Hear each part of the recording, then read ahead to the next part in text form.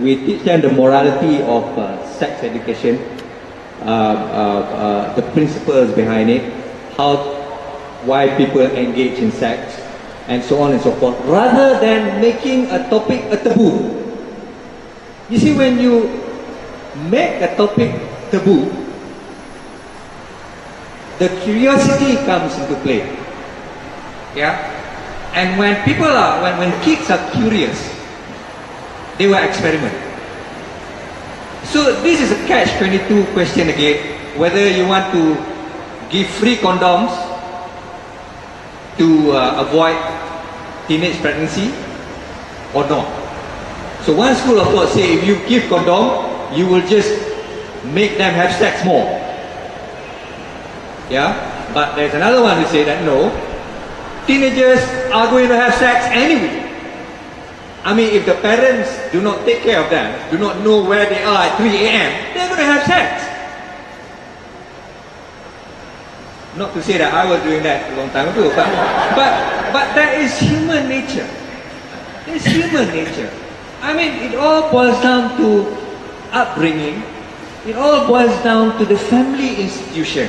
If the family institution is strong, then they can be exposed to all sorts of things, and yet they will always do the right thing, rather than banning things and arousing their curiosity as a result of that, and they will be experimenting behind your back. That is going to be worse. We have how many thousands baby dumping every year, and no guessing which race they are from. Yeah? Why? With all these textbooks being banned, there are still thousands of baby dumping. Why? So do we blame the book? I don't think so. There is some deeper problem within the society that is causing this.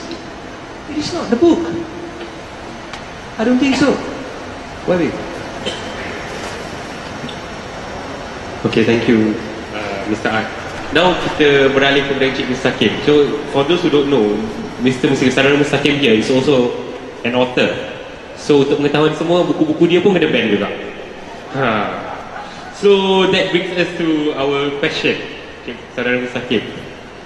Kebanyakan buku Saudara Mustaqeem yang di-ban, ada 3, tak silap. Kan ada banyak lagi. 3 ke 4 buku Encik Mustaqeem yang ban tu semua berbahasa Melayu. Dan tak silap dia berunsur keagamaan. Dan jika kita lihat juga tadi daripada kita punya statistik, kebanyakan buku yang dikekang ni, yang di-ban ni, kaitan dengan ada unsur-unsur keagamaan. Jadi saya nak tanya pendapat Encik Mustaqeem, kenapa, apa yang kerajaan takut sangat dengan buku-buku Encik Mustaqeem tu, dan juga buku-buku agama yang lain? Adakah, terutama sekali buku bahasa Melayu, adakah kerajaan nak menghentikan umat Islam, bangsa Melayu terutamanya, untuk berfikir secara kritis dan menerima interpretasi macam Encik Art cakap tadi berkenaan dengan kalau dia lari dari mainstream je, kena ban. So, kita nak kena ikut dieksploitasikan ke kita punya pemikiran bangsa Melayu agama Islam ni? Adakah itu ataupun ada sebab lain ke? Respon Encik Mustaqeem? Selamat malam. Saya tak terfikir tadi nak bercakap secara agak lebih berpolitik malam ni, tapi nampaknya macam tak boleh nak elak. Kalau tengok ke senarai-senarai sebelum saya cakap tentang buku saya lah, sebab buku saya cuma 3 atau 4 daripada berapa ribu buku yang diharamkan, 1000 lebih yang diharamkan. Kalau tengok senarai itu, kita sepatutnya tak hairan lagi lah. And we shouldn't be wondering actually what the government is trying to do. I think saya rasa tak ada benda yang kerajaan buat boleh sepatutnya surprise kita lagi lah. Dia punya dia punya kebodohan dia tu di luar kemampuan kita untuk membayangkan. Tapi ya, kalau dari segi buku-buku, kalau yang saya terbitkan, yang saya buat adalah buku-buku agama. Kalau buku-buku agama ni, saya rasa logik di sebalik pengharaman. Agama ni salah satu cara untuk kerajaan kontrol rakyat. Kalau dia rasa macam dia perlu kontrol rakyat dengan satu macam pemikiran, satu jenis pemikiran agama, dia akan pastikan yang disebarkan cuma pemikiran agama yang dalam bentuk A, bukan dalam bentuk B ataupun dalam bentuk A1 atau A2. Tak, dia mesti dalam bentuk A, bukan B atau C, bukan D. Jadi sebab tu kerajaan dia haramkan kalau agama, buku agama yang berlainan daripada yang dicuba nak bawa. Jadi contohnya kalau di Malaysia ni, memang dalam Islam di Malaysia ni dia ada satu lagi mazhab yang tak diiktiraf.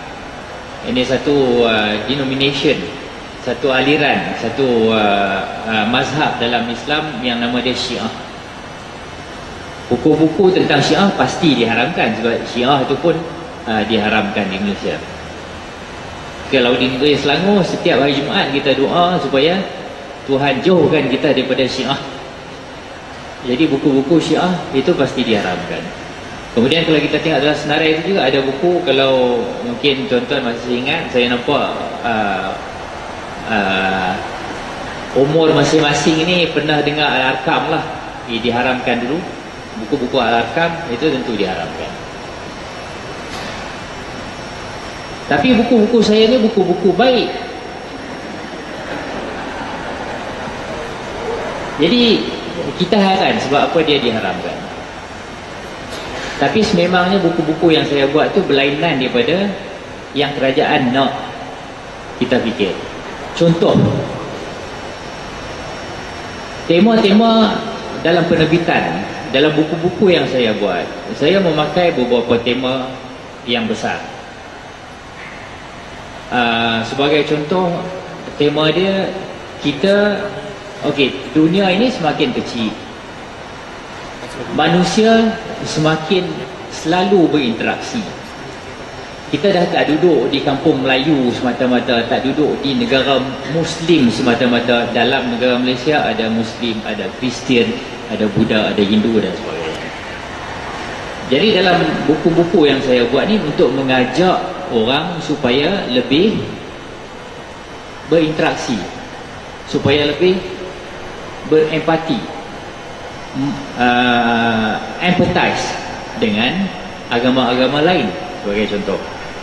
Jadi saya encourage orang supaya melihat Kristian ataupun melihat Hindu dengan pandangan yang empatik.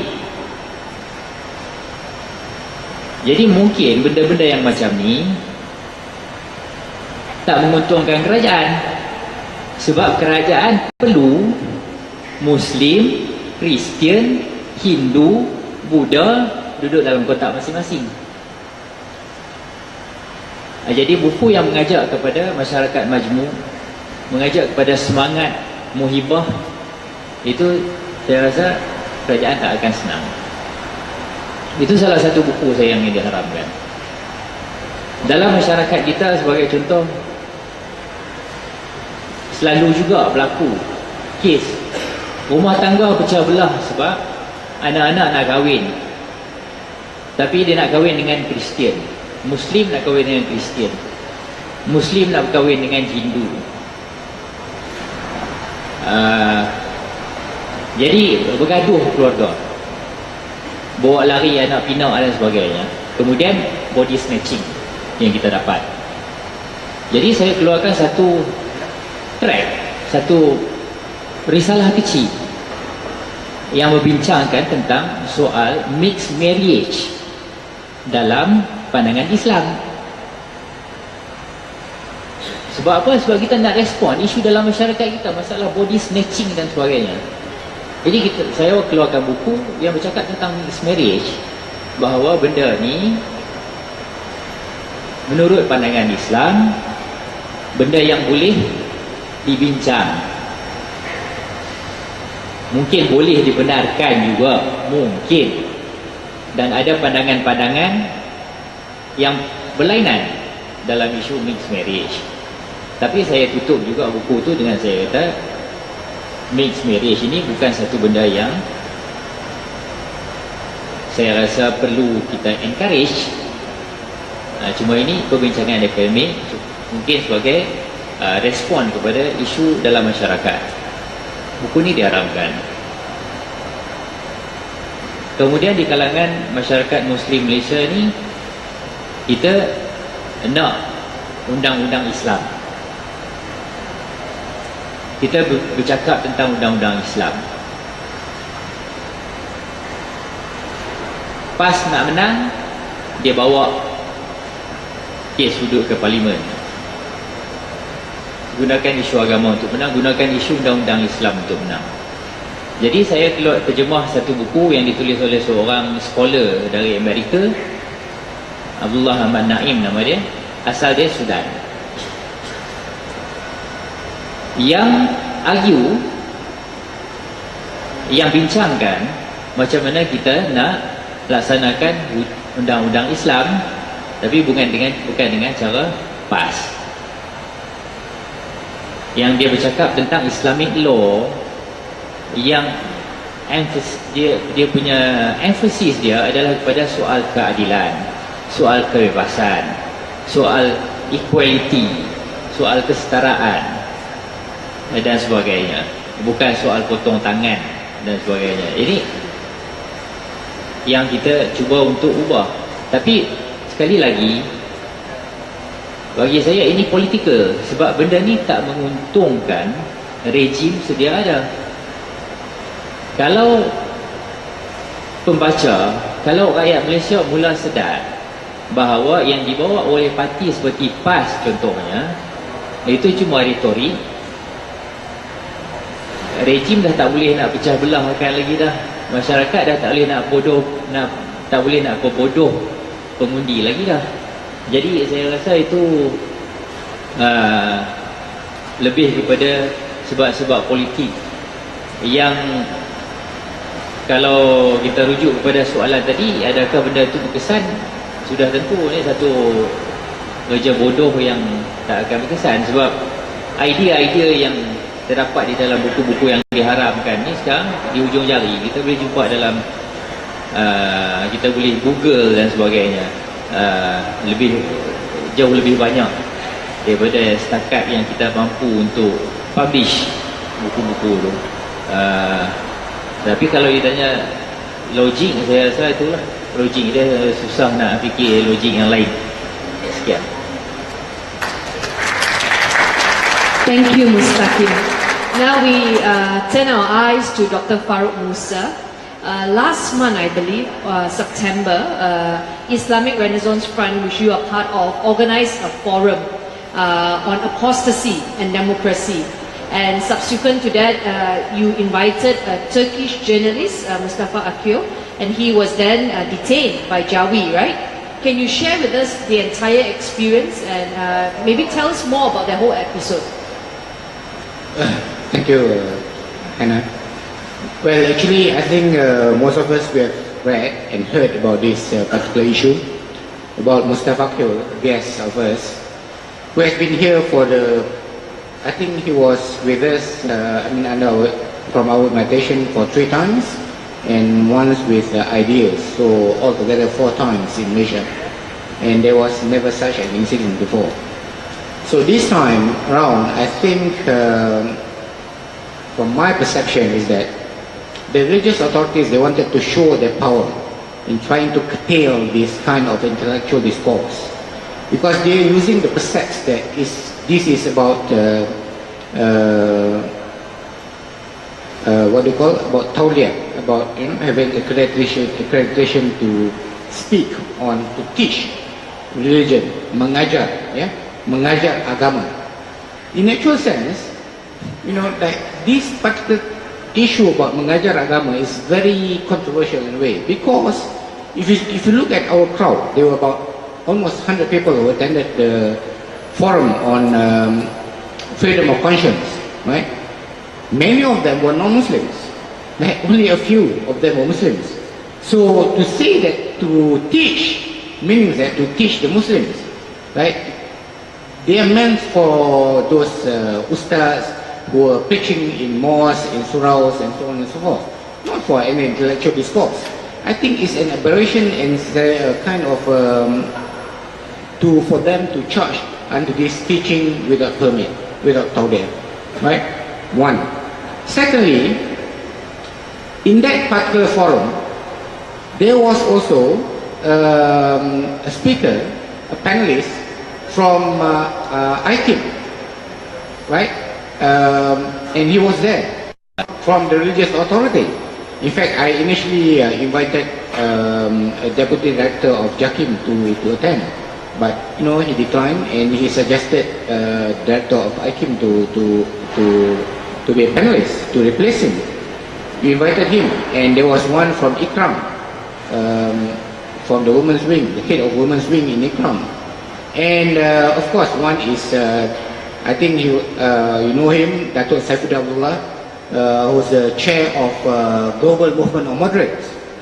So they were, you know, it was a kind of intellectual discourse where each and everyone presented their views on this particular topic of freedom of conscience, right? And you know, like, if the religious authorities were not happy with that particular topic, then they have their own representative over there from IKIM, right? He could voice his view, his alternative version of what he understood by freedom of conscience. So what was the issue? You know, we have people from different backgrounds to share their values, to share their thoughts on this particular issue, and to be honest, I fail to understand the reason. To me, the reason was they were trying to show they have the authority to do that, to ban certain things that they to them is controversial, especially on religious freedom of conscience and freedom of religion. Because, like a couple of years ago, I was being called up by JAKIM to attend their dialogue session with them, right? And you know, like, they gave me 3 particular topics. Basically, they said that they wanted to discuss about these 3 main issues. One is about freedom of religion, the second is on human rights, and third one is on pluralism, which Brother Mustaqeem is an expert.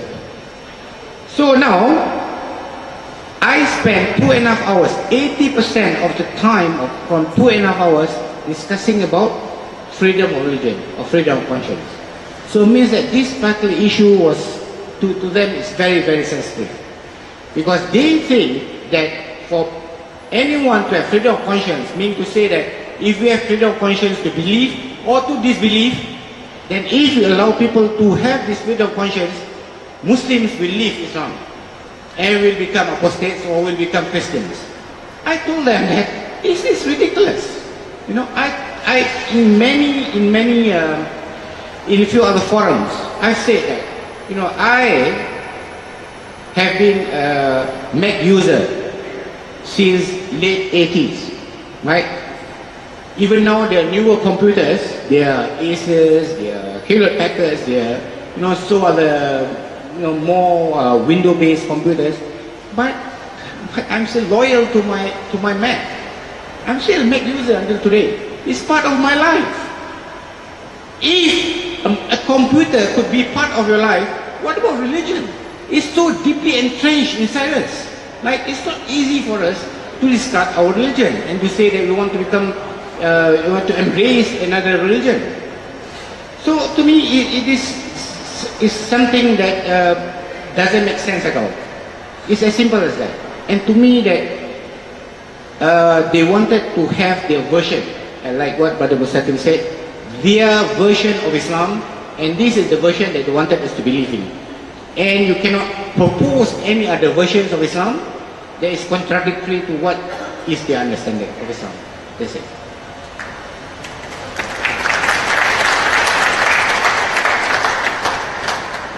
Dr. Farouk, you're an academician. What do you think we can do, ordinary people like all of us here, can do to stop the government from banning books?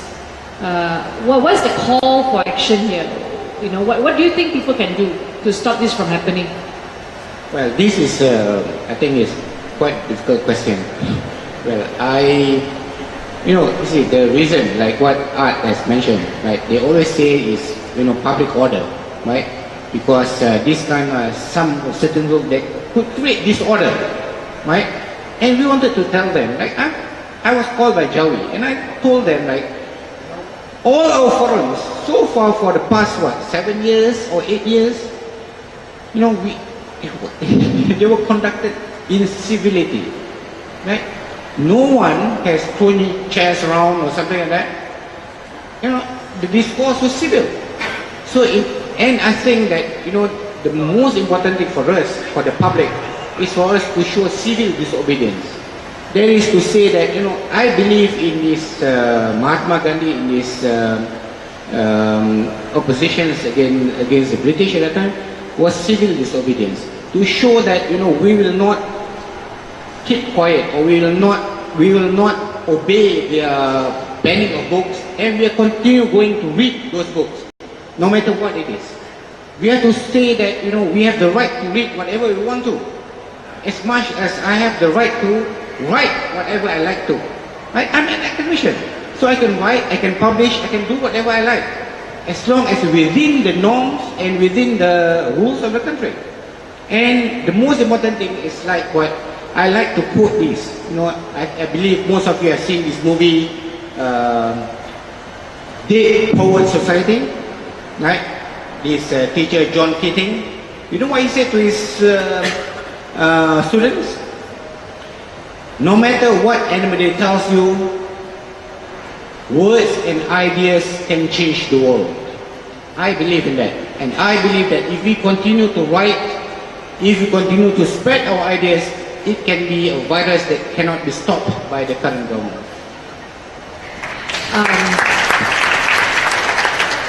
If you look around you today, most of our guests here or the people who are here are grown-ups. But do you think that Malaysians generally have the culture of reading? The government is banning so many books, but let's be honest, do we think young people today still read books? Do books sell well? I mean, you teach a lot of young people. Do you, with internet, how do you ban books? Yeah, I think it's a futile effort, because you can get it online, right? You can get it online. Even though, and I believe that, like what Art said just now, you can go to PDF and you can find all the books over there. But the most important thing is for us to inculcate this kind of culture, the culture of reading. And I think we are still lacking. We are still lacking behind. Whether we like it or not, if you go to bookshops and like especially the Malay books, right? You look at the type of books they are on the bestseller list, and the type of books would be like Suamiku Encik Sotong and so on and so forth. Books that did not make sense at all. But we have to go against this type of culture. If you look at the books that we translated, even though we publish original books, we translated many books, and Mustaqeem as well. So the books that we translated were the books that we wanted the Malay public to read, to understand this kind of newer discourse in Islam, newer ideas like Abdullah An-Naim, that was banned towards Islamic information. He translated towards Islamic information, it was banned. Islam without extremes, Mustaqeem was banned. Someone said correctly that if we in the RIF did not translate it into Malay, probably the book will not be banned. The book was banned because it was translated into Malay. They didn't want the Malay to read this kind of books. Now they ban. Now they're clever. They ban the Malay and they ban the English as well. Previously they banned the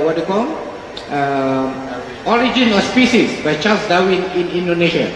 It was banned, but the English was not banned. But they learned their lesson now. If you want to ban in Malay, ban in English. Otherwise, they say it will be double standard.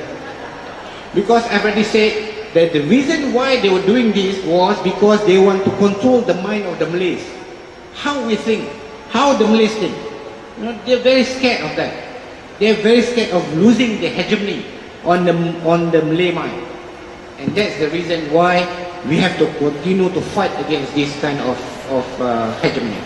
Thank you, thank you. Now, Pak Samad.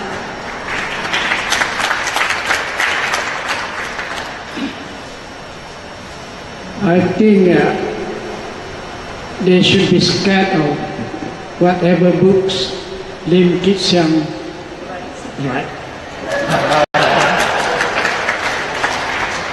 The time bomb in Malaysia, and I think the history of this country is well written through Lim Kit Siang's books.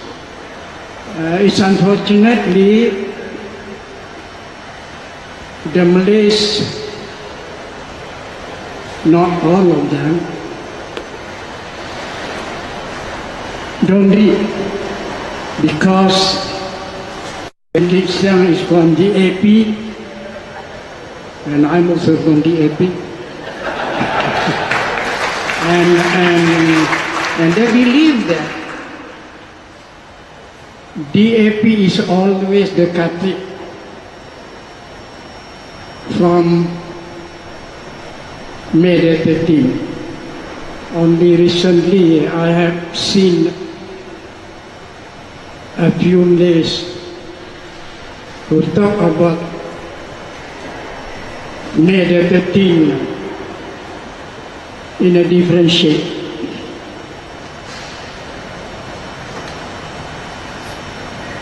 Most of the book that we see in the bookshops deals with religion. I mean Islamic books. Most of the Malays, especially the elderly ones, they just read religious books. I read too. I think I read more than that. The reason is that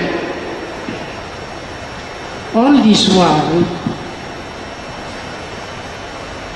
the government especially has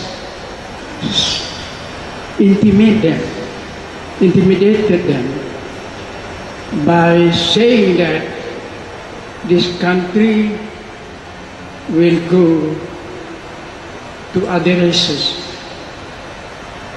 which of course Najib is doing it now. And most of our religious writers, especially one, Faisal Tehrani, almost all his book has been banned. I remember 6 months ago, 7 books has been banned, and I remember 6 months ago, I went with him to court because he wants the government to stop banning his books. And there was a long session which being attended by 2 men only, I and Faisal Tehrani. And then it was a long session with no result. And the case has been postponed. I think it has been a year already. I do not know what happened. And recently I heard this Faisal Tehrani's book, his new book, I do not know which one, has also been banned. I don't see what Faisal Tehrani is doing is right, but I think to ban a writer's work 6 of them, I think there is something should be looked into. And now it can happen to Faisal Terani. And later, it can happen to everybody else. I do not know the real reason, but from inside information, I heard that Faisal's work is always about Shia. And you know, we are a Sunnah country. And Faisal being pressed not to talk about this inside the country, he is the one now who is going overseas and trying to explain what happened to him, at the same time try to press so that his book will be free for all to read. As far as now, his book has been done, 6 of them, which I think that tells something what is happening in the book world in this country. Dan saya sebenarnya menasihatkan beberapa orang yang berjumpa saya. Saya selalu duduk di masjid dan beberapa orang ingin tahu hal-hal yang biasanya hal-hal di EP lah. Tapi yang ingin tahu tentang perkembangan seni di Malaysia, khususnya tentang buku-buku, saya selalu memberitahu mereka bahwasanya bacalah buku-buku klasik itu dulu. Dan banyak sebenarnya buku-buku yang lahir di tahun 50-an, 60-an memberi warna yang sebenarnya apa yang berlaku, tidak tergabung ataupun terbentur dengan idealisme yang menjurus kepada siasat. Siasat itu baik bagi saya, sebab tanpa siasat kita tidak dapat berkembang dan kita tidak dapat memperbaiki diri kita. Dan pertempuran antara parti-parti siasat itu juga baik sebenarnya, tapi perlulah dalam satu laras yang adil, di mana pihak oposisi juga harus diberikan hak untuk berkata apa yang ingin dinyatakan. Dan sekarang Anda tahu, semua orang tahu bahwasanya pihak oposisi tidak dapat tempat pun dalam TV, dalam radio. Jadi bagaimana kita mau membina demokrasi? Bagaimana kita mau melahirkan sebuah masyarakat yang sehat, yang penuh dedikasi, yang penuh idealisme? Ini tidak berlaku. Ini tidak berlaku. Dan Anda mungkin tahu bahwasanya akhir-akhir ini Dewan Bahasa dan Pustaka tidak lagi banyak menerbitkan buku. Jadi apa tugas Dewan Bahasa dan Pustaka? Dulu dibina tuh Dewan Bahasa dan Pustaka untuk mengembangkan kesusastraan. Dan dibuka pula ITBN untuk mengembangkan hasil-hasil luar diterjemah ke dalam bahasa Melayu, supaya minda orang Melayu itu terbuka, khususnya mereka yang tidak dapat membaca Inggris. Dan setakat ini perhatian hanya ditujukan kepada buku-buku agama. Saya duduk di masjid, kadang-kadang ada orang datang bertanya saya, Pak, apa yang sebaiknya dibuat? Saya kata, setiap di masjid, setiap malam, yaitu setelah maghrib, sebelum isya, mesti ada semacam ucapan penjelasan, dan rata-ratanya most of the time apa yang disampaikan itu hanya hal-hal yang biasa, yang berulangan. Dan saya mengatakan kepada beberapa orang yang bersimpati dengan saya, bahwasanya di masjidlah sebaik-baik tempat kita menjelaskan, to inform the real fact what is happening in the country. Because we go to mosque not only to read for our dash meeting our God, we go there more than that. Dan inilah yang sedang berlaku sekarang. Dan Anda tahu bahwasanya seperti yang saya katakan awal tadi, 6 buku kesalteran itu saya pun belum sempat baca sebenarnya, tapi saya pikir anak-anak muda yang radikal, yang progresif perlu diberikan hak untuk membacanya dan menimbangnya sendiri, dengan tidak payah kita menggunting, sehingga tidak ada hubungan antara anak-anak muda yang progresif dengan penulis yang juga progresif. Dan saya harap ini akan didengar.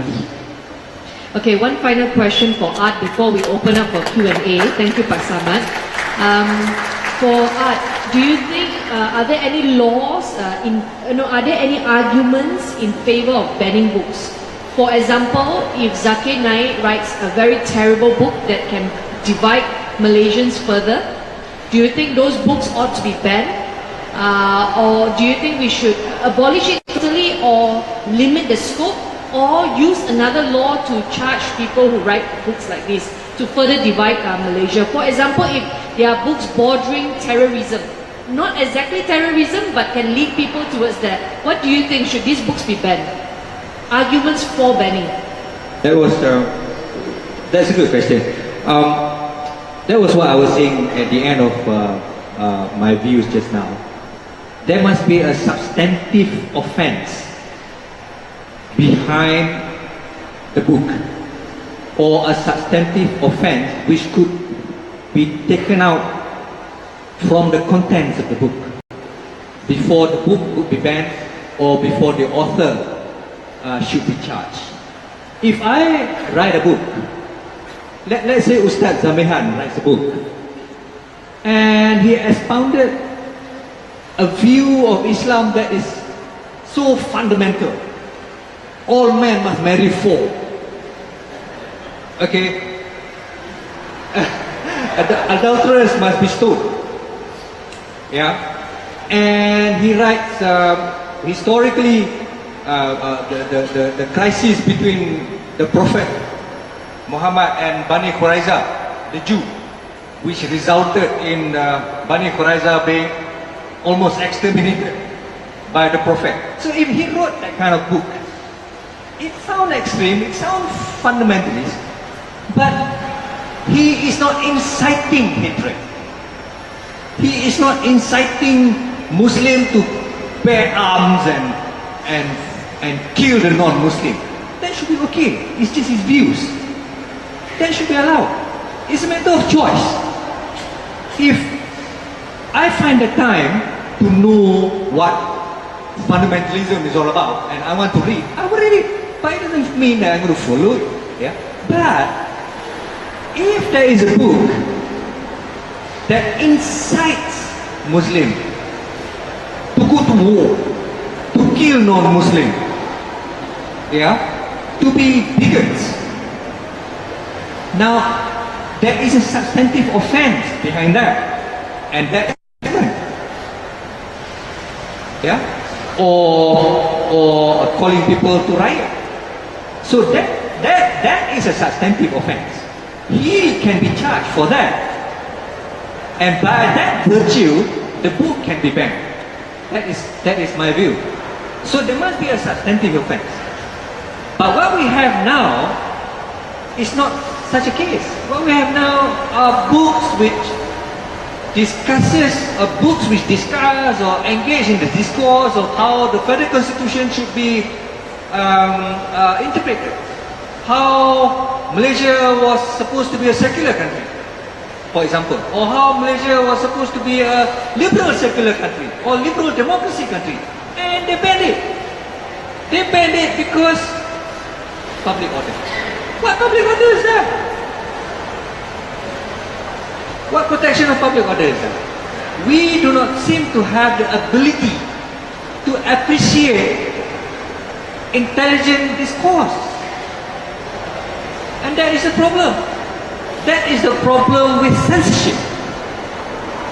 It will close our mind to discourse. It will close our mind to thoughts.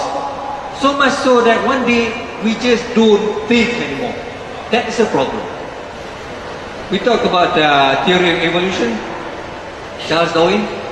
Charles Darwin said, if a certain mechanism that is imbued in a creature is not used for hundreds and thousands and millions of years, that mechanism will disappear. So if we don't use our brain, one of these days the brain will disappear. And that's what is happening to UMNO. That is why UMNO is bereft of intelligence, because they have been suppressing intelligence all this while. It shows. It shows. And talking about disability to appreciate intelligence, Pak Samad, sastrawan negara, in 1950s he wrote his seminal novel. I think at first it was called Gerhana. Later he changed to Salina. It was a staple diet for schoolboys like me. And it was one of the first Malay literature book which talk about how hard it is to live in a city like Singapore at that time. About this Malay lady whose name was Salina, who had to work as a waitress, who had to be a sexual worker. But her heart, she had a good heart, she had a student. That book, even in 1950s, only won consolation prize in the Dewan Bahasa dan Pustaka contest. It is a world-class book. It took the international media, international organization to recognize the quality and beauty of that book and put that book in its proper and rightful place. So that tradition, if I might call it, continues until now. And that is the cause of our brain drain. We don't appreciate intelligent people. People like Dr. Farishno, who should be the Vice Chancellor of our university, is in fact a fellow in the NUS, a visiting professor in Gajah Mada, Indonesia, in France and Germany. We don't appreciate that. My mentor, Dr. Omar Farouk, is a professor in Hiroshima University. When he was here in University of Malaya, he was nobody. He wasn't even an associate professor. He left. Professor Yunus Makno, the late Professor Yunus Makno, Vice Chancellor, Student Affairs, Deputy Vice Chancellor, Student Affairs of University of Malaya, he retired and vanished. What a waste. It's such a waste. We simply do not have the ability to give proper credit to credible people. Pak Samad himself just said just now, sadly, in his opening speech, they don't publish his book anymore. He did not ask to be Sastrawan Negara. They gave it to him. And look at how they behave at him now. So that's it. Thank you. Bye.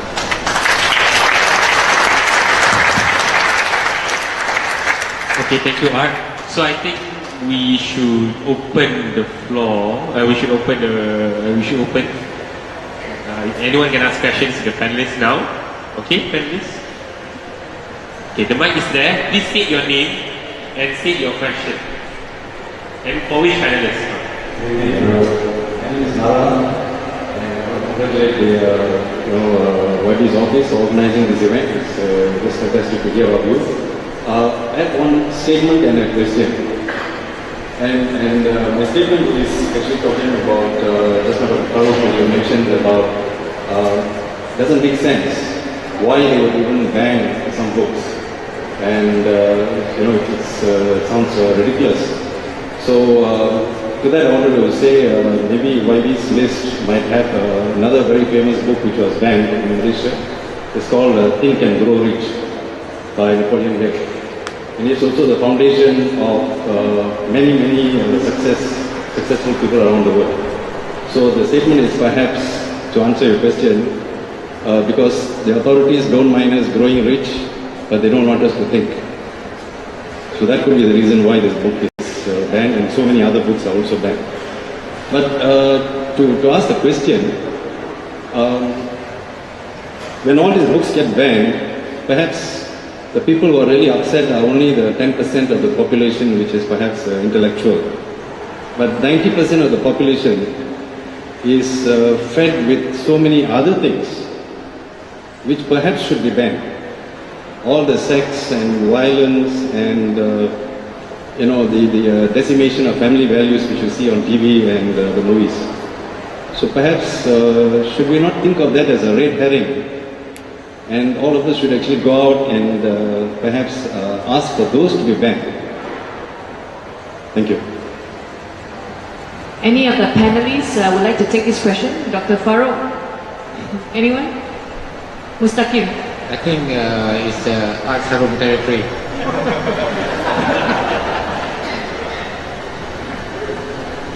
Yeah, I actually I forgot about that point. While I was on the way just now, I was thinking perhaps we should ban some Malay advertisement. The advertisement for not fair skin, white skin, and some of the advertisement ubat kuat for lelaki, and for tightening you know what for women. Those are even more vulgar than some of the books that we ban. And some of the movies, the Malay movies and Malay dramas that are shown, contain such surreptitious what do you call it, culture that is an affront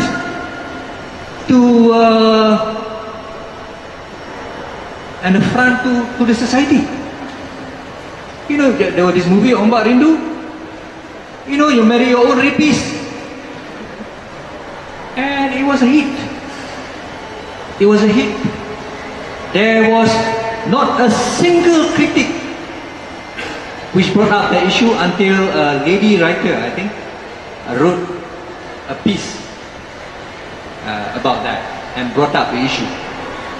And now day in, day out, we are bombarded with that. Malay dramas, you know, very surreptitious, very subconscious mind molding and mind shaping, I must say. I agree with you. Some of that should be revisited. But of course, our censorship board, they don't want to look at all this. They want to look at kissing scenes, bikinis, and miniskirts and whatever. So those are easy things. You look at it and you chop. That's it. It's simple. But if you need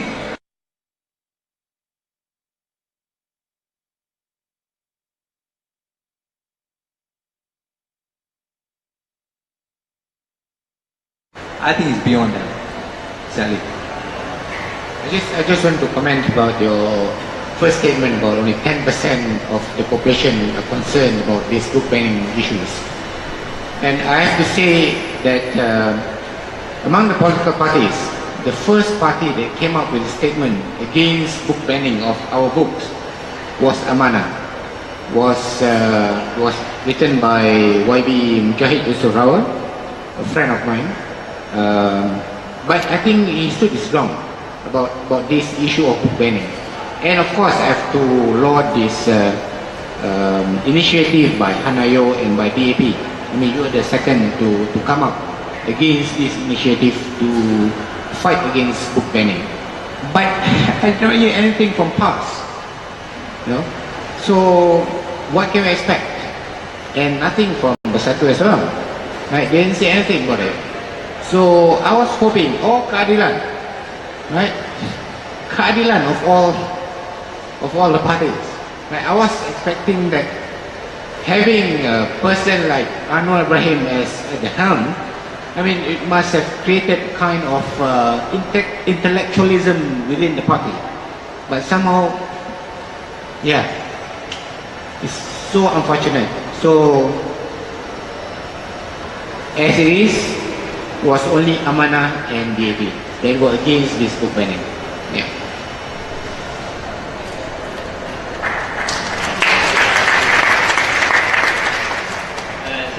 That our government is stupid, but actually they're not. Actually they're not. Book banning serve at least two purposes. One, when you have Islamists in the government, you need to make them feel like they have power. So this is one of the powers that you can give to your Islamist supporters. The pro-regime Islamists. So you give power so that they can ban books, do ridiculous things, or things that are ridiculous for us, but it means a lot to them. Just like the detention center for those who deviate from Islam, that sort of thing. Yes, we do have that sort of thing here in Malaysia, in case some of you haven't known. Secondly, book banning actually hurts writers. A person like the author that Pak Samad mentioned, Faisal Tirani, you get 6, 7 of your books banned, meaning you can no longer sell your book. That's gonna hurt. That's your source of income. I mean, luckily Faisal also teach in university, so he still can live. But imagine if this person rely on writing, rely on book sales, and then what happened when publisher stop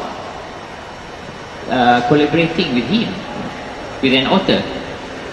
Because this one is like, Faisal Tirani, your book will be banned before the book is published.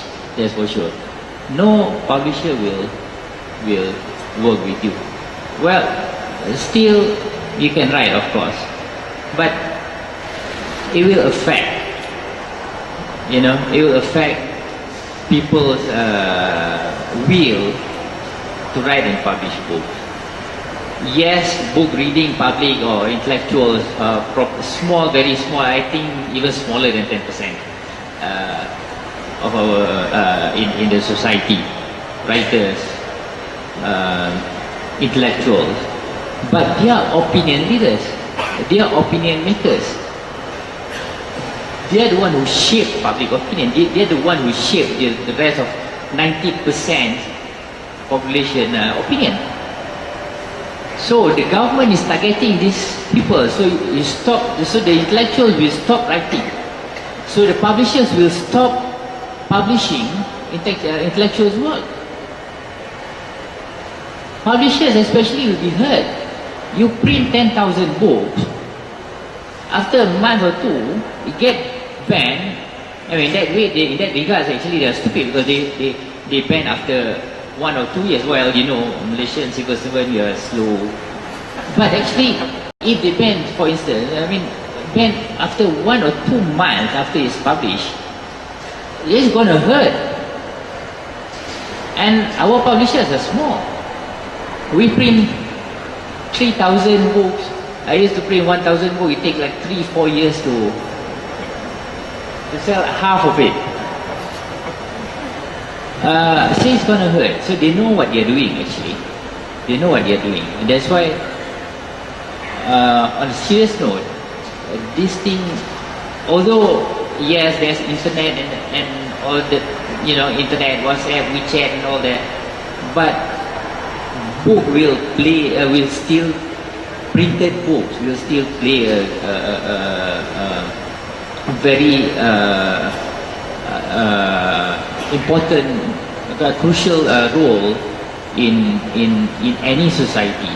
In fact, recently I read somewhere that people are now actually going back to, I mean, the publishers, they stop investing in e-books, going back to the traditional printed printed books, because people still want to read and people still rely on books, and societies still rely on books. They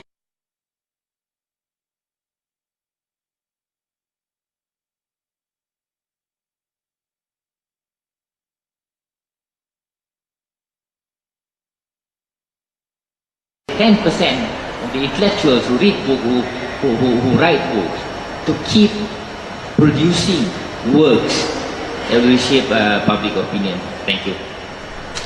Any other questions? You can ask Mr. Lim Siang also. Mr. Lim Siang is here. Yeah. Greetings everyone. I'm Nabila Habib, a free thinker. And my question goes out to Sir Farouk Musa. Correct me if I'm wrong, but you mentioned some freedom of conscience and some allegations you face that having freedom of conscience or freedom of religion drives people out of religion and causes people to apostatize. You took effort and denied the said allegations. My question is, do you think that would constitute an actual problem or an actual threat if people become apostate? Thank you. We'll take one more question. One more question? Yes. Hello, my name is John. First of all, I want to say it's an honor to have you guys as our panel, a very distinguished panel. My question for tonight is that I want to ask, I really agree with what you said, Art, about freedom of expression in the Constitution, and you said that it is ironic that you have the next law that says that you can, you know, enact things to ban freedom of expression, endangers public security and things like that. And Farouk, you said about how people have freedom of conscience. And my question to you, it seems as though the solution is not to ban books, but rather to have intellectual discourse. It seems that the solution is for people to have open debates. So do you see that open and honest public discourses will ever take place in Malaysia, given that there's a lot of shrouds of sensitivity, conservative thought, how people's feelings might get affected? Do you see any hindrance to public discourse in Malaysia? Where is it going first? Okay, Dr. Farouk and Art. Yeah. Okay, I'll answer to the first question first. You see, the whole issue about freedom of conscience is that many Islamists, including the religious authorities in this country, right, PAS, for example, they wanted to have these hudud laws and says that, you know, apostates should be killed, right, because they believe in this so-called hadith that says that man baddala dinahu faqtuluh, whoever leaves religion and kill him, right? But the thing is that, like I've always asserted, you cannot find a single verse in the Quran that says that no, whoever leaves religion, he must be killed. The issue was that, another issue that was being brought up was by this, the first Caliph of Islam, Caliph Abu Bakr, that waged war against apostates. And they said because of that, apostate should be killed. But the reason being, and this was raised by Sheikh Rashid Ghanouchi, the leader of Ennahda in Tunisia, who said that you must fulfill two criteria. And what was being done by the first caliph was based on a siyasa sharia, means that it was based on his the political is on politics, right? It's political expediency at that time that warrants him to wage war against apostates, because he saw apostasy to be as a kind of treason against the country. So Sheikh Rashid Ghanouchi, for example, the Nahda leader, he said that this apostasy must fulfill two criteria. One is sedition and the second is treason.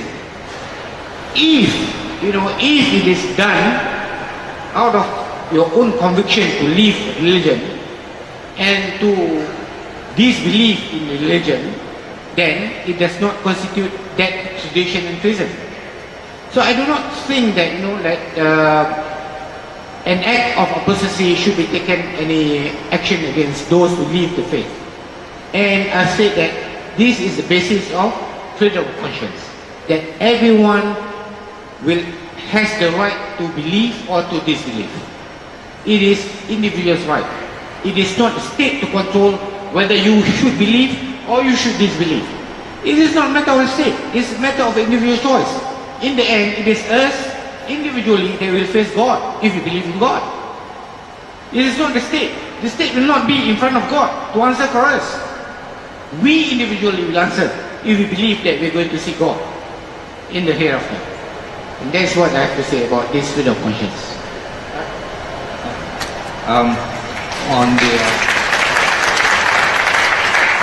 Thanks, Doctor.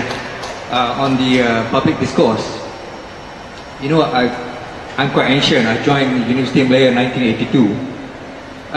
In 1982, University of Malaya used to have a monthly debat perdana, and YB Lim Kit Siang was almost a permanent feature in the debat perdana. Almost every month he was there, together with Hadi Awang, I remember. And I think the Parti Sosialis Rakyat Malaysia, Razak was always there. And of course the student will have one speaker as well. I think at that time, I think Ismail Sabri or the other Menteri, he was still a student. He was the president of OMSU, he would be there. And we talk about very sensitive issues. Akta, university dan college university at that time, it was a big issue. Poverty in the rural area, unequal distribution of wealth among Malaysia, corruption, and we tackle really serious issues. And as a freshie in 1982, I never missed debat perdana. It was always held in the Dewan Tunku Chancellor, the biggest Dewan in University of Malaya, where convocation are held. And I have not experienced any kind of public disorder at all. Nobody has beaten anybody. Well, 2 months ago, I was a moderator in Tun Dr. Mahathir's Nothing to Hide, and we were rained with slippers and other projectiles, and none of those things happened in University of Malaya back then. For 3-4 years, every month we had debat perdana, and it was full. It was full of university students. University students, we had all sort of other things to do when we were young, but the DTC was full every debat perdana. Such was the thirst for education, for discourse that we had at that time. And we grew up well. Nobody left Islam. I don't remember any baby dumping in University of Malaya.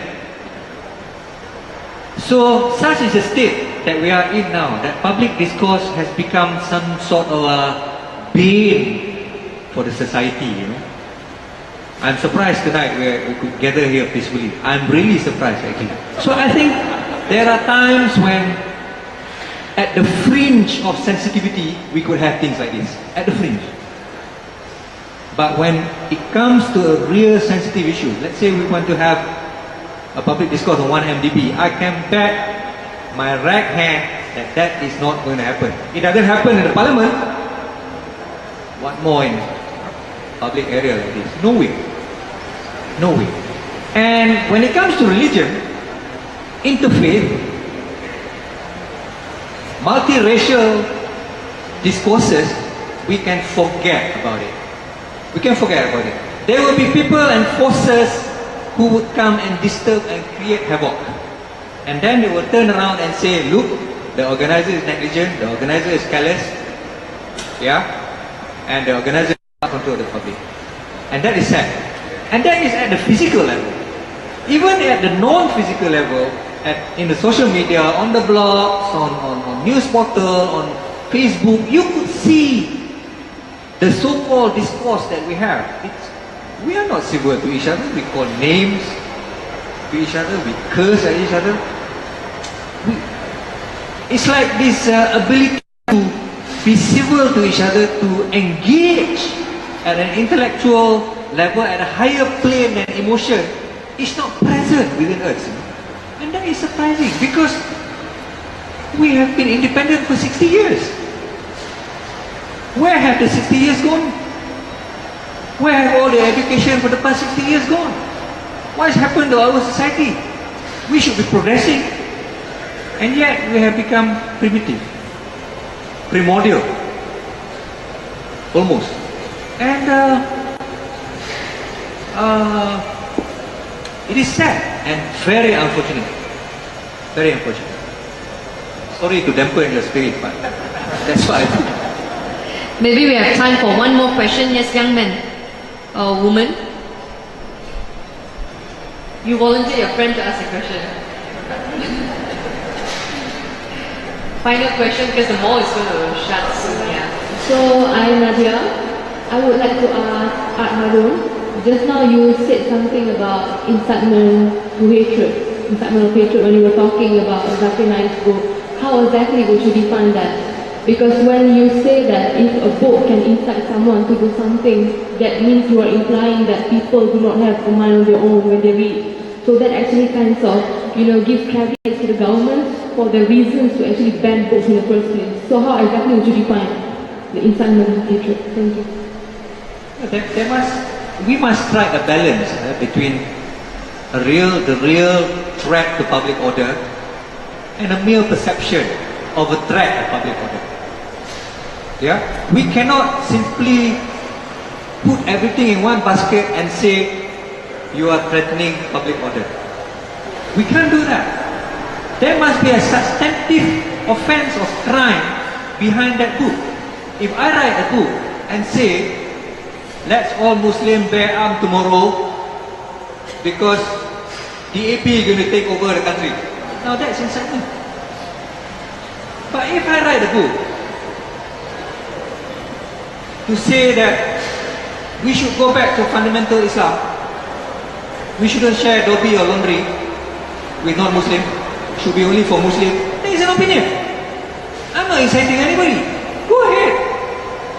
It's a matter of choice. What is left in present Malaysia, what we do not have, is checks and balances. The Printing and Presses Act just now that I was waving, take away the right of judicial review.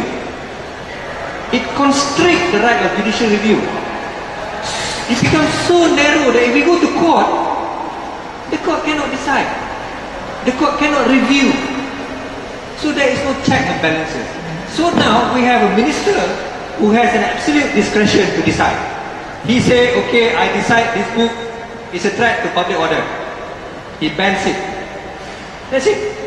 We can go to court. If we go to court, the function of the court is narrow. Yeah, that's what we call in legal term we call ouster clause.